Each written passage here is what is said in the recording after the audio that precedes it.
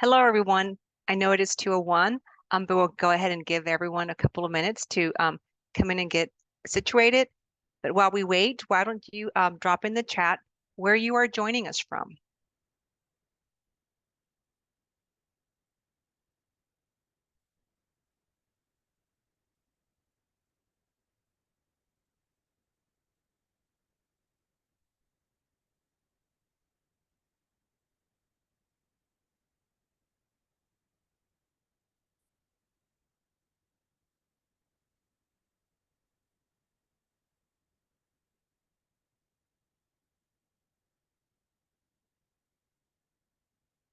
I can bring the chat over here.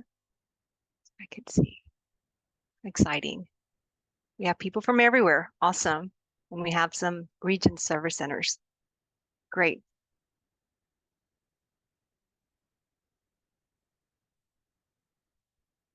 I see some familiar names.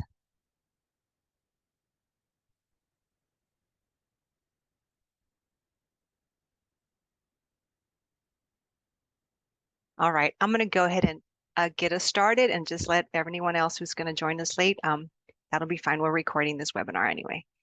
Thank you again for joining us for this webinar. We are so glad to have you here. And this is TEA's High Impact Tutoring Supports.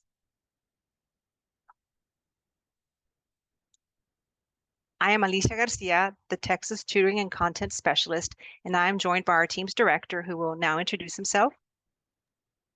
Hello, welcome to our webinar today. If you've been able to join our series of webinars, welcome back. My name is Colby Self, Director of Texas Tutoring Supports. It's good to see some familiar names in our attendance today, and hopefully you'll take away some new resources to support your implementation of high impact tutoring.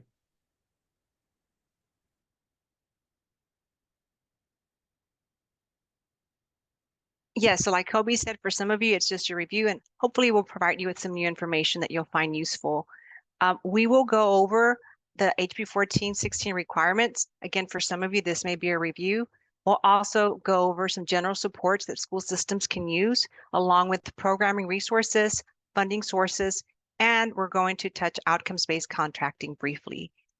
If you have a question, please drop your question in the Q&A box so that we can capture your questions in case, one, we run out of time, and two, just so that we can compile what topics are most commonly addressed. A recording of this webinar and a copy of the slide deck will be posted on the Accelerated Instruction webpage soon. So let's begin by talking about the HB 1416 requirements. Students who do not approach grade level or higher on the STAR administration by law are required to receive accelerated instruction. School systems have two choices on how to provide this accelerated instruction. One, they can assign a student a TIA designated teacher in the applicable subject area the subsequent school year, or school systems can provide students with supplemental instruction. Students must receive 15 to 30 hours of supplemental instruction depending on their STAR score. This instruction is limited to 2 subjects per school year, with priorities being in math and reading. This instruction should be provided in a group of no more than 4 students, unless a parent grants permission to have these sessions in larger groups, or if the school system is using a product on the racial waiver list. This instruction should be designed to assist students achieve satisfactory performance in the applicable grade level and subject area, and must utilize effective instructional materials that are designed for supplemental instruction. This instruction should be provided by a person who has been trained on how to use these supplemental materials, and when possible, be provided by the same person for the entire duration of the accelerated instruction. Now we're going to talk about the general supports that school systems have available. TEA does have resources that school systems can access. These resources are housed in the Accelerated Instruction webpage. This webpage houses the HB 1416 FAQ. This document is updated as needed, depending on the topics that are sent to us via email. We also have an accelerated instruction flow chart on this webpage. This flow chart helps school systems identify which students require accelerated instruction, for how long, and does the student also require an accelerated education plan. We also have a high-impact tutoring toolkit that school systems can utilize so that they can start a high-impact tutoring program. We also have a link to the HB 1416 ratio waiver list products. And again, this is new to school systems for the 24-25 school year. When you navigate to our accelerated instruction webpage, this is what you will see. So in addition to the resources that I previously mentioned, you will find other resources that you'll find underneath page navigation, which includes recordings of the webinar series that we've offered. Again, this is the last one of the 4 that we offered. You also have an overview of the accelerated instruction requirements. And Kobe will be providing you the link, and he'll drop it on the chat so that you can have it if you want to navigate to this web page. And also he'll provide the link to the different resources that I just covered.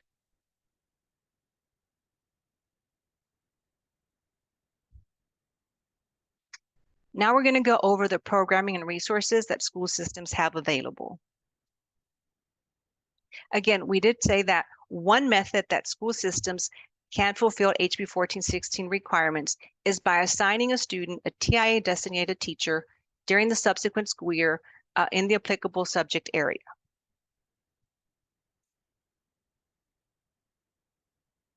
This designation must be present. This TIA designation must be present at the time of the student's assignment. In other words, the teacher must have the TIA designation at the beginning of the school year. The student must receive instruction from the TIA designated teacher for at least 1 semester in order to receive credit. And so we have had some school systems reach out to us and ask, what if a student receives 6 weeks of instruction from a TIA designated teacher? Or what if the TIA designated teacher is gone and they receive instruction from a permanent substitute? Well, the guidance that we provided is just that the student must receive instruction from a TIA designated teacher for at least 1 semester. Otherwise, the student must receive supplemental instruction. If your school system is interested in participating in the TIA designation program, we have the email address that you can contact for more information. We also have the web page that you can access if you want additional information as well. And Kobe will drop that information on the chat for you to have. Do we have any questions thus far regarding what I've covered? No questions thus far. I have Okay. put I'm putting the links as they come up in the chat. Just a reminder, we'll post this video and presentation after the webinar. So if you do feel like you missed something, those will be available to you shortly after the webinar. So don't feel like you've missed out. We'll be sure to get those for you soon. Thank you, Kobe.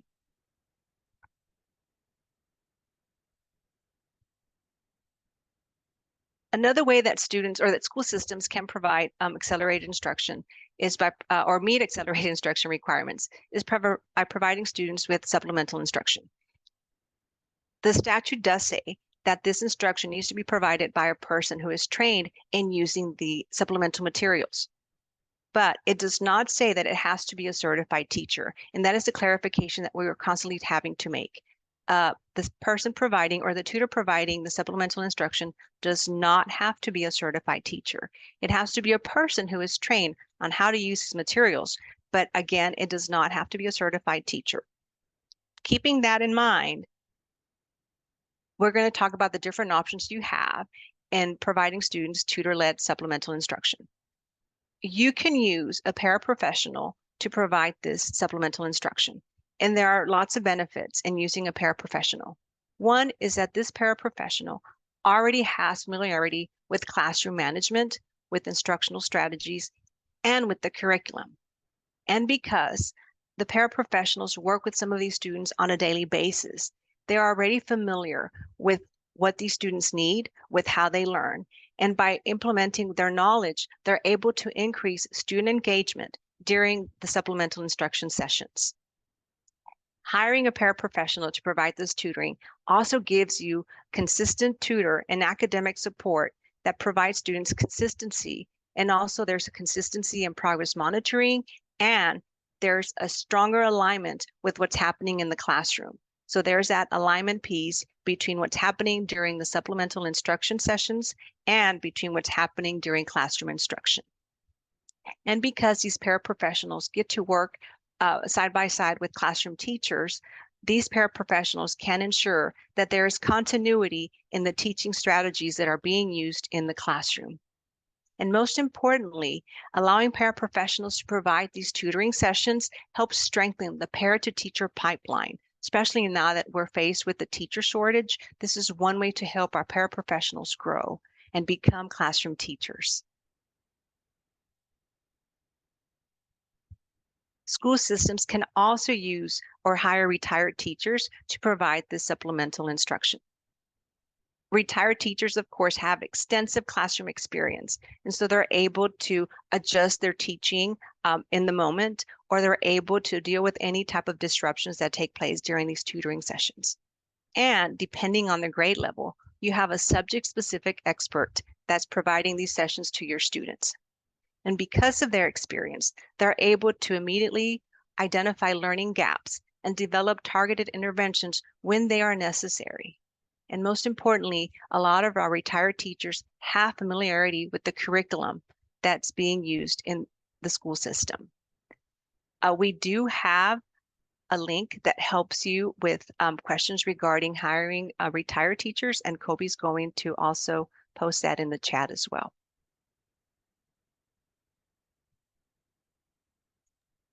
Thanks, Alicia. Also, I did provide a link to the Student Support Accelerator, the NSSA out of Stanford. They do have some guidance in using paraprofessionals. I know you talked about a lot of our districts we come across use paraprofessionals in a tutoring sense and the benefits of that. So those are some great resources. And then the retirees has been around since House Bill 4545 came out. It's just not widely utilized. So that information is available. That link is still there. It's up on our webpage. Just cautionary tale, always tell retirees to please, consult with TRS about their particular situation, because the last thing we want to do is to invalidate any of their retirement by having them, overstep any hours or any work that they're allowed to do. So there's some guidance there, but you can always have them reach out to their particular, rep at TRS to see if there's any questions or concerns they have. We're not authorities on TRS here at TEA, so questions for that, we would just say, recommend that they reach out to TRS directly on those questions. Thank you, Kobe. Another resource you may have access to is the use of college students. College students are subject-specific experts in the making. One big advantage that college students have over most classroom teachers is that they're closer in age to the students, which help them build rapport with the students they are tutoring. And for the college students, it provides them with the valuable experience of teaching, even though it's in a smaller group setting for shorter sessions, but it gives them that experience so that they can determine whether or not teaching is a field that they may want to pursue. Another huge advantage is that you have funding available that could be used for hiring college students. We have the federal work study program funds, and Kobe's going to drop the link for that in the chat as well. But this program states that an institution of higher education must use at least 7% of the sum of its initial and supplemental federal work study allocations for an award year to compensate students employed in community service activities. And so these activities include tutoring. And so if your school system is located near a university or a junior college, you can definitely look into hiring a college student to provide that tutoring support for your students who are needing the accelerated instruction. And again, sometimes students, of course, teachers are the best resource, but sometimes having someone that's closer in age with them helps them connect at a different level and probably feel more comfortable asking specific questions or asking for additional help.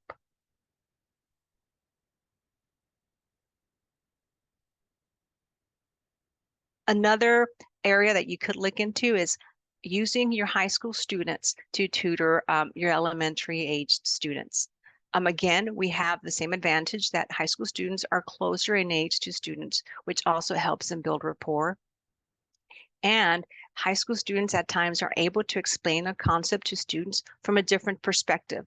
I was a classroom teacher for 16 years, and there were times where, I taught high school English. And there were times where I would explain something to a student, and somehow there wasn't that connection, and all it took was another student to raise their hand and explain it differently, and the student was able to understand better. So there's always that opportunity to use the high school students as your tutors. And for the students that are tutoring, for these high school students that are providing the tutoring, it helps reinforce their own learning as well. And for many of our high performing students, this gives them an opportunity to fulfill community service hours. And so when we're talking about using high school students, we're talking about those that are members of Future Teachers of America, AVID, National Honor Society. And so again, this is something that you could also consider. And you could also use volunteers. You could look into community leaders, your substitute teachers, anything that's going to help establish and strengthen community partnerships, because we know that those are very valuable as well for school systems. So at this point, Kobe, do we have any questions? We do have a question from Daniel. Daniel, you put this in the chat. Could you transfer your question to the Q&A for me? And we'll be happy to answer that. It's not specifically related to this specific topic. So, Daniel, if you could move that over, we'll answer that a little bit later. But Alicia, if you want to go ahead and continue, we'll try to get back to it once it gets moved over. All right, thank you. Another way that school systems can fulfill accelerated instruction requirements is by using a product that's on the racial waiver list. And again, this is new for the 24-25 school year. So we have been receiving a lot of questions regarding how to use a product that's on the racial waiver list. So first of all, let's go over what is an HB 1416 racial waiver list product. These are products that use an automated, computerized, other augmented method for providing accelerated instruction. And so for this reason, it waives the 4-to-1 student to tutor ratio, and it removes the need of having an in-person or virtual tutor to present this instruction. Students who are using a racial waiver list product must meet minimum product usage requirements. A school district that is not meeting usage requirements with their approved product will be required to revert to the 4-to-1 ratio for supplemental instruction. School systems can use any curricular tool they've previously used that they choose to support accelerated instruction, but only a product that's on the racial waiver list qualifies for the removal of the 4-to-1 student to tutor ratio. So again, you can continue to use any product that you've previously used, but using a product on the racial waiver list removes the need to have a live in-person or virtual tutor, and it removes the 4-to-1 student to tutor ratio. And here's a chart that lists the products that were approved during our last review session. So we have 2 math products. We have iExcel Math and ST Math. And these 2 products combined cover grades from 4th grade to grade 11. ST Math is grades 4 through grade 8, and iExcel Math covers grades 4 through 11. We have 3 reading products: Amira Learning, distributed by Amira or HMH. We have HMH Read 180 Flex. And once again, it's HMH Read 180 Flex. And I'm repeating that because HMH Read 180 has multiple products. And we also have iExcel Language Arts. And again, these products cover different grade levels. Amira covers 4th through 6th, HMH covers 4th through 11th, and iExcel covers 4th through 11th. And again, I'm just naming the grades that are applicable to HB 1416, but the chart includes all the other grade levels they cover as well. The minimum usage requirements are listed. By meeting these requirements, we're guaranteed that students will complete the 15 or 30 hours that are required for HB 1416. But more importantly, it's going to help students improve in their academic performance. And that's mainly what this is about, helping students improve and succeed. So Alicia, if you're putting your question in the chat, I'm not going to answer it directly, but a question that often comes up, this will answer it indirectly, is I don't have IXL for math, but I have it for a different subject. Does that count for ratio waiver list? Can I use that product for ratio waiver list? The answer would be no. You have to have it specifically listed on here. We did have products, we reviewed products for all content areas, but not all of them met their requirements this time around. And so right now, the only products that we have here are specifically for math and reading. So they have to be listed specifically on this chart. If not, like let's say you have IXL Science, then because it's not listed here, it doesn't qualify. Okay. Just to wrap up on the previous subject, there was a question about how do you know if your district has access to federal work study funds? Do public charters get this? My understanding is the work study funds are only available to colleges and universities. Is that correct? It's not That available to secondary schools. Is that your that understanding?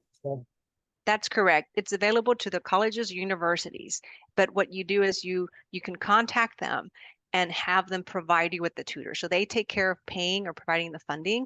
And so you would just take care of making sure that they're trained on using whatever tool you're utilizing to provide the supplemental instruction. So your best bet is to reach out to your local college or university and ask about this program. Somewhat related, I think to this. So if we're using Zern, will children get the credit for high impact tutoring? Not sure the exact question there, but do you want to talk? Are districts still able to use Zern math to meet House Bill 1416 requirements?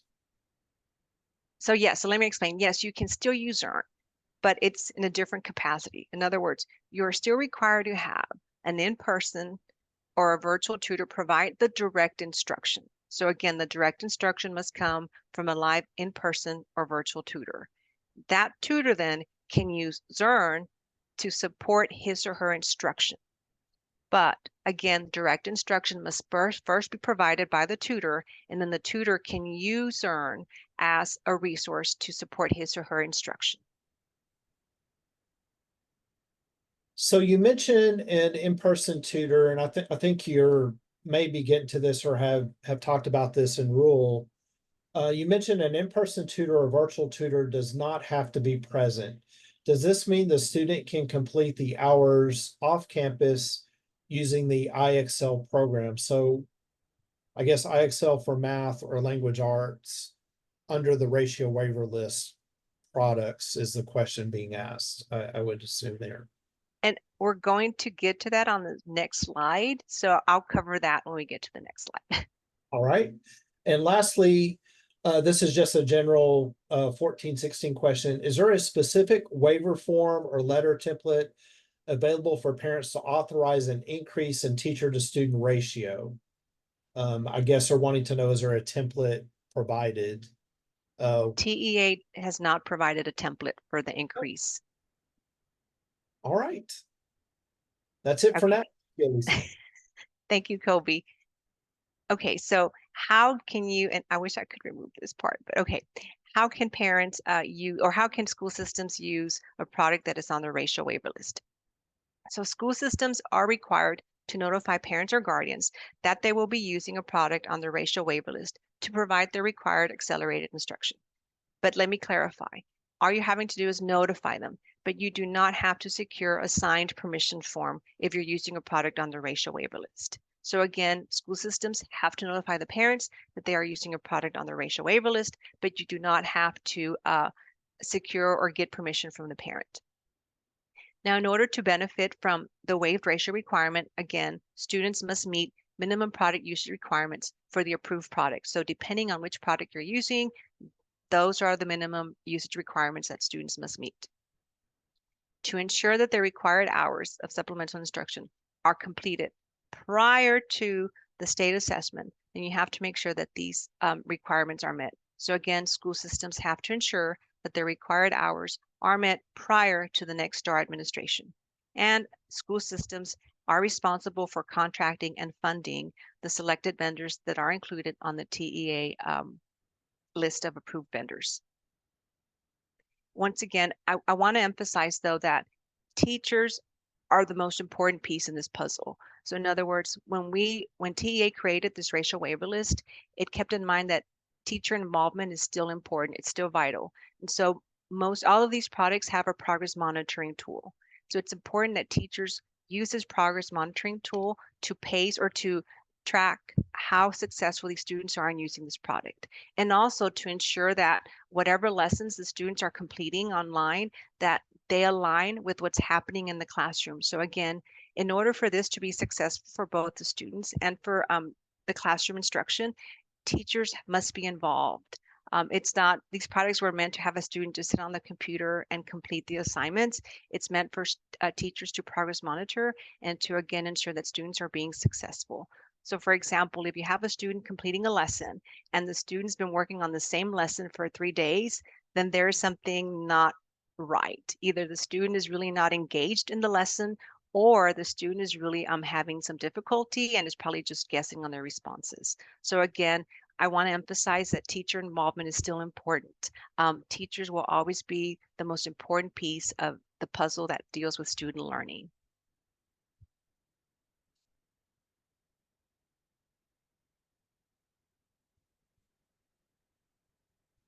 So again, the racial waiver list does provide or does waive the 4-to-1 student to tutor ratio. These lessons do not require a live in-person or virtual tutor. You can incorporate these products as part of an extended block or intervention period. These products are capable of being aligned with classroom instruction. And to answer a question that was just posed to us earlier, rule language states that school systems may use a product on the racial waiver list remotely, regardless of the primary mode of instruction, whether it's in person, virtual, or hybrid. Only if the school district ensures that the time spent by the student engaged in the product is aligned with the approved product usage expectations documented by the school district. So I hope this answers the question. Yes, students can use the product remotely, but again, school districts must ensure that the time spent by the student engaged in the product is aligned with the approved product usage expectations documented by the school district. Kobe, is there anything you'd like to add? No, just reiterate it's not a set it and forget it proposition of putting a student on a particular program and checking back if they've received 15 or 30 hours. There still needs to be the check-ins, the progress monitoring, and noting that the student is using the product and hitting the usage expectations with fidelity. There is the possibility, if it is discovered that the products are not being used within the parameters as stated in the rule, a district could lose their ability to use products under the ratio waiver list. So that's something that, you know, is stated in rule, that it needs to be aligned and we need to ensure that it is being monitored. So just reiterating that point to be sure that it is meeting the intended outcome of helping students achieve satisfactory performance on the Next Star test. Thank you, Kobe. So we had a couple questions related to this. If we're using a teacher or tutor for accelerated instruction, do they need to let the parents know if they're using IXL? So they're apparently using a 4-to-1 ratio, traditional tutoring setting. They happen to use one of the products that are on the ratio waiver list, but they're not using it in that capacity. Would they need to notify the parents in any way? No, especially if you're abiding by the 4-to-1 student to tutor ratio and you're just using IXL as part of your resource that's going to support your teaching, then you do not have to notify parents. The rule states that you will notify parents only if you're going to just use IXL the way that the ratio waiver list was meant to be used, which is they could complete the assignments independently without having the presence of a tutor. Now, of course, there's nothing wrong with over communicating with parents. If you're going to use IXL and you want to let your parents know, then most definitely, you can definitely go above and beyond what the rule and the statute states. This is somewhat related. I think we've had this question early on. It's about a credit recovery being used. We have local credit reading class for sixth graders. I'm sorry, I misread it. We have a local credit reading class for sixth graders, only providing additional support. They work in literacy. I'm trying to read this here. If we have parent waivers, can we count this course for House Bill 1416 hours? I'm not sure. They may need to rephrase that, Sandra. I'm trying to get what you're asking. So it looks like y'all have an additional course providing additional reading support for sixth graders. I think there's a few more questions there we would need to ask to determine that. So we'll have a help desk link at the end. If you want to send that specific question to us, we might be able to dialogue back and forth and we can answer that for you specifically. Correct. And we, again, what Kobe just said, we're going to share that help desk link. And if you have any questions that are specific to your campus or to your school district, please send those questions to us. We're very responsive and we provide any guidance. But again, anything that's very specific to just your school district, please send them to us. And again, because there's always more to the picture that we would like, or additional information we may need before we can provide you with their response. Said would the tutor would give the instruction on Monday and then use IXL on Wednesday? Would that follow the rule? So it looks like, Monica, for what I'm understanding is you would use IXL in a traditional, well, 4-to-1 ratio on Monday, and then you would use it as a ratio waiver list product on another day. You would still need to follow the notification process because you are using IXL for part of the hours through the ratio waiver list is how I would say that would need to be documented. So you would need to have the communication to let the parent know you are using insert IXL, insert a ratio waiver list product to meet part of the hours for the AI. Do you have anything to add to that, Alicia?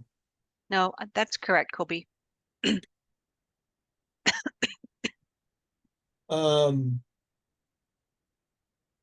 Yeah, it would be 4-to-1 if you're using it as that, or you could do a blanket notification and say, hey, we're using IXL in a ratio waiver list.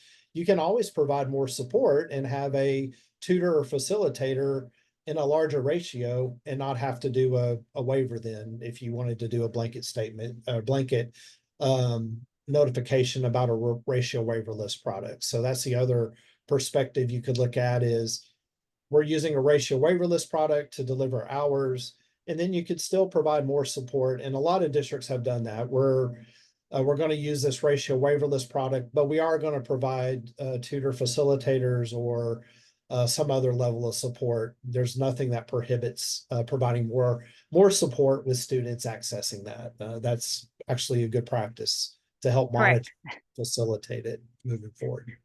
Right. We all know the students that sometimes need, just an adult presence to help them to redirect their attention or their engagement. So definitely. Okay, we'll continue. We also have school districts that are participating in the math supplemental curriculum licenses. So this applies for LEAs who are currently participating in LASSO Cycle 2 with math supplemental curriculum licenses. So student licenses can be used. Oh, sorry, Kobe, I'll let you speak to this since you're more familiar than I am. Perfect. So many of you may be part of the LASSO 2.0 grant, and we're providing licenses that can be used in part for House Bill 1416. Some of you may be using them as part of a blended learning structure. And there are some overlap with some of our ratio waiver list, House Bill 1416 ratio waiver list providers. So I put the link in the chat for you to look at. Talks about the grant. We are monitoring access, which is students logging in, and ultimately usage. So if you are a grantee and you're looking at using this for House Bill 1416, you do need to ensure that you're using it within those parameters. But if you're also using it for House bill or meeting the hours through the ratio waiver list, there is the expectation that you continue to use it throughout the duration of the grant. So you're using a product to meet a 15 hours. These are only math products, so 15 hours in math. It's not designed through the grant to use it for 15 hours and discard the license, and the student discontinues using that product for the duration of the grant, or at least that term. We do intend for that student to continue to use that license at least through the duration of the term, which is this school year, the specific school year. It can be used in different capacities. Again, centers as a rotation in a classroom, after school programming, a blended learning grant, if you're a grantee, and integrating that in the classroom. So there's a lot of different cases and opportunities to use that. So if you need some ideas or things with how to integrate that, you can reach out to the particular provider. They've been great partners and thought partners with scheduling and how to make it work, or reach out to us. We've seen a lot of great ideas and data monitoring plans. We can definitely try to find some examples to share with you if you're struggling with that. But that's another way. We unfortunately don't have anything to offer with the LASSO Cycle 3 coming up in regards to supplemental instruction, but we don't know of anything in the future coming up with the LASSO grants or the One App grants currently. But just wanted to mention this. Many of you are involved with this currently. Thank you, Kobe. We also have Texas ACE, and that's a grant that provides after-school centers on education at campuses. They provide no-cost activities before and after school, and also during the summer in Title I schools. This program is federally funded through the 21st Community Learning Centers, and it is administered at the state level by TEA. With some of these programs, guys, we've seen significant impact to student learning because some of these after-school programs do incorporate high impact tutoring as part of their out of school time program. So this is another source that you could look into. And if you're interested, you can apply. I provided you with the contact information, and Kobe's also going to drop the link to their webpage on the TEA website. So again, this is something that you could look into as well. And again, this provides after school centers that at times are housed at the same campus, or at times are housed at specific at other campuses.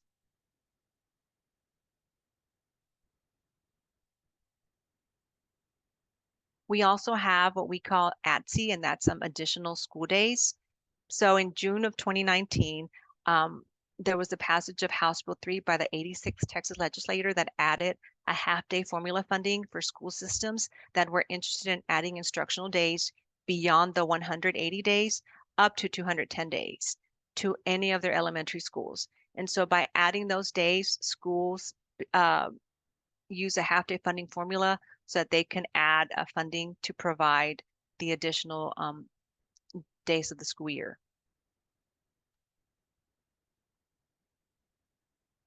There are 3 options that school systems can select from. And again, this is available on their webpage, and Kobe will drop the link in the chat. But you have one option is to have voluntary summer learning, where campuses hold the traditional 180-day calendar and add up to 30 days for something additional for targeted subset of students, such as summer enrichment or even high impact tutoring. You also have the option of creating an intersessional calendar, where campuses conduct a regular calendar of 180 days spaced out over a full year with intermittent breaks for targeted remediation with a subset of students. Or you have your option 3, which is the full year redesign. Campuses conduct a revamped 200-day calendar and change daily schedules to decrease instruction time so that it can spread out over additional days and increase time for planning and student brain breaks. So again, we have your contact email information if you want additional information, and Kobe has dropped the link to their webpage. So again, this is something that you can consider as well.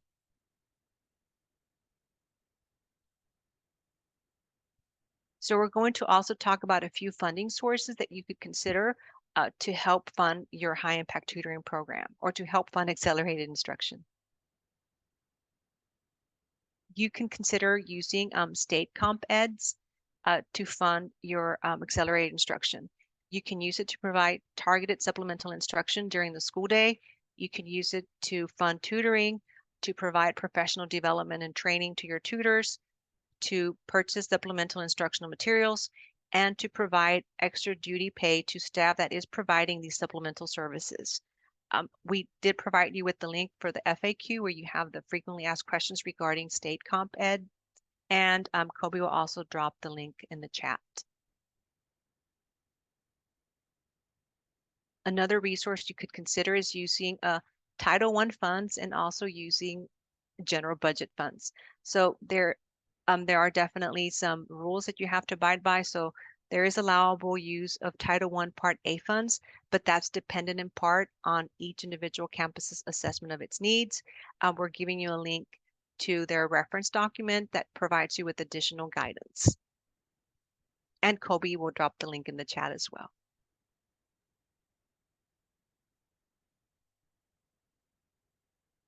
As you look at your general budget, there are certain things that you could also consider. Is one, take a look at your curricular resources and analyze the usage. Like, are you using these resources with fidelity? And are they helping your students perform academically well? Are they giving you the outcomes that you're wanting? And if not, then it's time to, you could consider, could we reallocate some funds to help provide some of this accelerated instruction after school, or to purchase instead a product that's on the racial waiver list? So again, it's just something that you could consider. You could also consider, using some of the funds to provide with the additional staffing that you may need. And you could consider as well applying for different grants that TEA offers. And so we provided you a link to the webpage and also to a link to the actual dashboard that lists all the grants that are available. There's so many. Kobe will drop that link on the chat as well. And Kobe will talk about outcomes-based contracting. Kobe.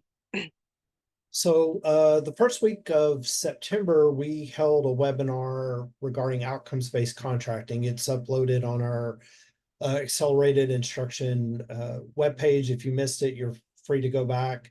The deck and the recording is there. And we had the Southern Education Foundation come and talk a little bit about it. So this is a higher level view of it. We did have a convening last week in Austin. I was able to attend my second time to attend. So it's great to see a lot of districts statewide are starting to come into have interest in outcomes-based contracting. But outcomes-based contracting is a way that districts or LEAs can enter into contracts that are purchasing student outcomes. It started initially with tutoring and is expanded into the ed tech areas. And we're starting to see more and more interest. You may have had a superintendent attend our call with Commissioner in July. Ector County was showcased, and they talked a little bit about their success and their journey with outcomes-based contracting. So something that is not necessarily a source of funding, but can be a resource to ensure that you're getting what you pay for from specific providers. So a substantial part of the contract, at least 40% of the payment, is contingent upon students reaching a specific outcome. And it's a guarantee that the dollars spent result in a specific outcome. And so even if the provider sometimes may have to take several attempts, it codifies that partnership between the LEA and the provider to work together to promote that ultimate outcome we want to see with student success. So Alicia, if you'll go to the next slide, please. So districts and providers have to get together and identify clearly defined outcomes. And so districts will set the price, build a provider incentive for the quality and innovation of the service outcomes. OBC empowers districts to contract for clear outcomes and compels mutual accountability. So not only are you expecting your vendors or the providers in this case to meet their level of performance, the districts have to as well. An example provided by Ector County that sticks with me is they were contracting with a virtual tutor provider The virtual tutor was providing a tutor that would connect virtually through, like example, Zoom here. Well, it was up to the district to ensure that that student met the attendance requirements. So that they were required to have the student attend a certain percentage of the meetings to receive that tutoring session in order for both parties to push toward that student outcome. If that didn't happen, the base rate was still paid, and there was certain criteria that wasn't met, ended up being a paid amount out to the vendor, so, or to the provider in this case. So there are things that have to be set and are part of the rate card, and some other things that are available that are part of this process. So it's not as simple as going to the resource site, getting the information and implementing this. It's a systematic approach. You have to look at what systems are in place, what processes are in place as part of your RFQ, RFP processes, getting your finance on board, and looking at a total view of how you're approaching contracting in these areas. Next slide, please. Again, just goals at a high level: spur innovation and instructional innovation that deeply impact academic outcomes, put pressure on current pricing of instructional interventions, ensuring sustainability of funding streams, and shift the relationship between schools, districts, and providers to develop that strong partnership. Communication is key, and a lot of districts you talk to and vendors you talk to discuss that the partnership and the relationship they develop is much stronger because of these types of contracts and approaches they take. And as you see in the triangle, it does take this inner reliability between the district, the provider, and the school to meet the needs of the students and push for those outcomes, as mentioned. If you want some more information, I'm going to drop it in the chat. You can reach out to the outcomes-based contracting through the Southern Education Foundation. They have a lot of convenings that are no cost to LEAs. They have a lot of their example contracts and information on their website, and have just been a great resource of information. The resources are here. I don't have this link. For some reason, I wasn't able to copy it over. It'll be in the deck. The QR code is here, and they have some example resources, but you can reach out to them. And they actually have the contracts from Ector County. They've also worked with Uplift. For those of you that may be from a charter school world, Uplift in Dallas is a larger charter organization that has done outcomes-based contracting. And they were actually at the conference last week with Ector. And they've been great to talk to as well. If you need to hear from the ground level how it's worked in their journey, I'm sure they'd be happy to share the learnings that they've made along the way. So just another angle to look at on how you can stretch and leverage what you have to achieve those high yield student outcomes overall. Lucy, I'll turn it back to you. Thank you, Kobe. So you have also additional support options that TEA offers to you. Oops, sorry, I went too far back. So again, anytime you need any support, we recommend that first you go to our webpage. You have information right there immediately at your disposal if you need answer to a question. If you wanted to get to something more specific, we have our FAQ that's also linked on the webpage. And if for some reason you cannot find the information you need on the FAQ or on the webpage, here we go again, then you can reach out to us via the help desk. And of course, we're very responsive. It's just that because we deal with multiple work streams, we are not always able to provide you a response within the hour. But of course, usually we're good about responding within 24 hours. But if you need something immediate, it definitely is beneficial for you to look at the FAQ. And also, again, start with our webpage, the FAQ. And if not, then you can reach out to us. And we're always glad to help and provide you with any support you may need. Kobe, do we have any additional questions in the chat or? We do. Something I also want to mention as a resource, all 20 of our region ESCs, regional service centers, have just completed. Their grant has ended, but there's a lot of great knowledge and resources available there on tutoring and House Bill 1416 implementation. They're also a great resource to start with. They understand a lot of the regional challenges you face with hiring, staffing at the local level and more broadly. They also can be a great resource. We didn't list them here specifically.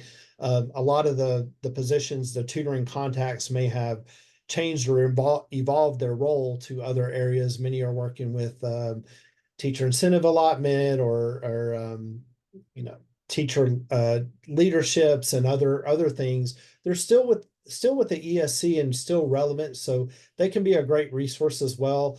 And some ESCs are offering support through tutoring hubs. Some had set up tutoring hubs and may be a source for staffing consideration as well. So please reach out to your local ESC. They can be a great resource.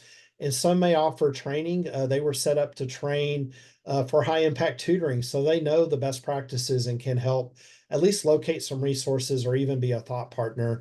We still talk to them, not as frequently as we used to, but we get calls and questions and definitely want to continue to engage and support our ESC partners as well as the LEAs on this journey as well. And Alicia, we do have some questions. I think there was a question Shayna asked. I think it was related to the ratio waiver list products. Can you clarify classroom use of these products? When is it appropriate? It may just be products in general. I know that was a question last time. If we're using ratio waiver list products, can it be integrated and used in the classroom? I know before there were some prime criteria that had to be met in order to count those hours. And that was a question to follow up. Is that something we've developed clarity on, or is that something we need to explore further?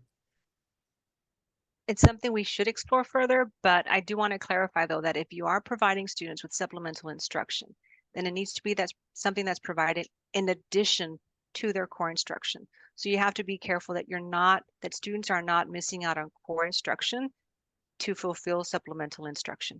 And so again, it's just something that we're working on so that we can provide additional guidance, especially with some of you that are participating with the blended learning grant, and you have your blended learning block. And so we've talked about how some school systems are using IXL as part of their blended learning block, and whether or not the time that students spend using IXL, could that count towards HB 1416 requirements? And those are conversations that we are having within the agency. And as soon as we have a clear path for that, we'll definitely provide the guidance. But again, we encourage you to continue to visit the FAQ, which we update periodically. And that's usually the first place where you will see new information come up. And Shayna, I hope I'm saying your name right. If you have specific, because some of these are very nuanced, there's more information needed. If you want to submit that through the help desk, that may help us formulate the FAQ that we're looking for. So there's a little more information needed to give you the precise answer. Is this a blended learning scenario? What are the other students doing? Who's in the classroom? Is this using a ratio waiver list product? Is this using another supplemental product? There's a lot of factors that have to be in play there before we answer that. So if you wanted to submit that through the help desk, we may even reach out and just have a conversation to help clarify that for us on that end. How and when would districts find out if we're not in compliance with minimum usage or progress monitoring, I guess, regarding the ratio waiver list, like if they're not meeting the criteria following that? So one thing, okay, first of all, school systems will report students who are receiving accelerated instruction and whether or not they completed their hours via PEIMS during their summer submission. If you have any questions regarding PEIMS, we did cover that in our last webinar. That'll be posted soon. So I recommend that you watch that as well. But so that's one way. School systems will be reporting accelerated instruction completion hours via PEIMS. Another way is that our vendors are going to provide us with additional information regarding student usage because that is part of their renewal process. But we'll have to definitely have those discussions again within the agency so that we can provide additional guidance. There are some indirect monitoring piece, and we also do receive parent complaints that lead to us looking into issues and other matters. So those are indirect ways that we're being made aware that their requirements are not being met. So that may result in a follow-up on our end with what's going on. Why is it not met? There's also local grievance processes that could fall into that. Those are usually originated from a parent standpoint. My child was supposed to receive X hours. I was told they were supposed to be receiving it through ratio waiver list. They didn't receive it. They subsequently did not perform satisfactorily on a STAR test.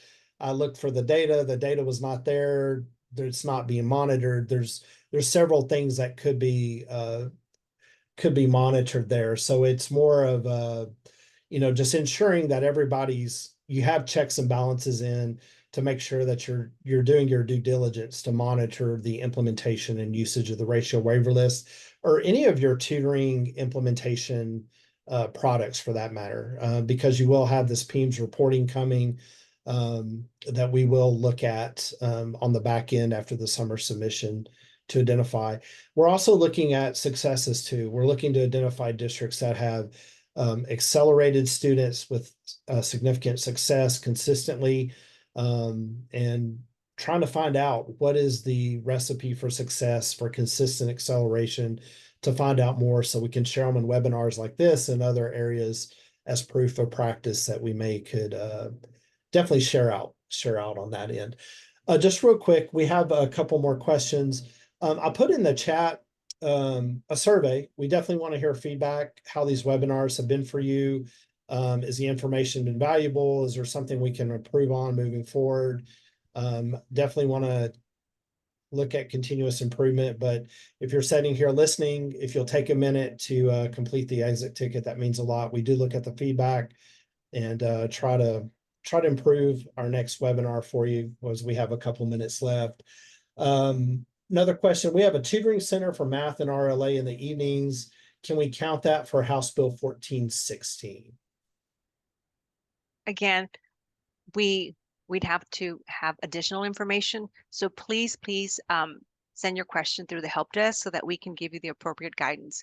Again, when you send us your questions, we try to be responsive and we try to provide you with accurate guidance, but sometimes we just need additional information. In many instances, it's like I ask additional questions, I receive the reply, I'm like, oh, this is fine, you're doing what's expected. And also we provide you with any additional guidance that's necessary. So again, our goal is to ensure that you're doing what's right for kids and also that you're in compliance. So please send us your questions via the help desk. There's campus specific. It's not that we're going to say, no, you can't do this. It's just that there's more that we need to know before we can give you an accurate response. So that's one question I think that we need to answer through the help desk. And that helps us form our FAQs. If there are questions we're getting consistently, we can definitely formulate scenarios or things that help answer those more broadly. And lastly, I know we had quite a few special education questions on a previous webinar that we answered. And I don't know if we have enough to answer this. For special education students, if the student's receiving services such as direct instruction for math, can minutes from those services be considered to meet the time requirements for AI? For example, student receives 30 minutes times 4 days a week for direct support for math. Can 2 of those days be considered as part of the AI plan? So if a student's IEP states that the student will be receiving a certain amount of hours for special education services or special education services support, then that time cannot count towards HB 1416 accelerated instruction requirements. That has to be separate. So again, this is a question you could send to us via the help desk, and like that, you can provide us with additional clarification if needed. But the way that the question is worded right now, I would say no. But again, I may need additional information. Well, it's 3 o'clock. I want to thank you all Yes. for coming and attending. There's a lot of information. This information will be in the deck and the recording that we post. Probably be early next week before we get that uploaded. But thank y'all for joining us today. Thank Bye-bye. you.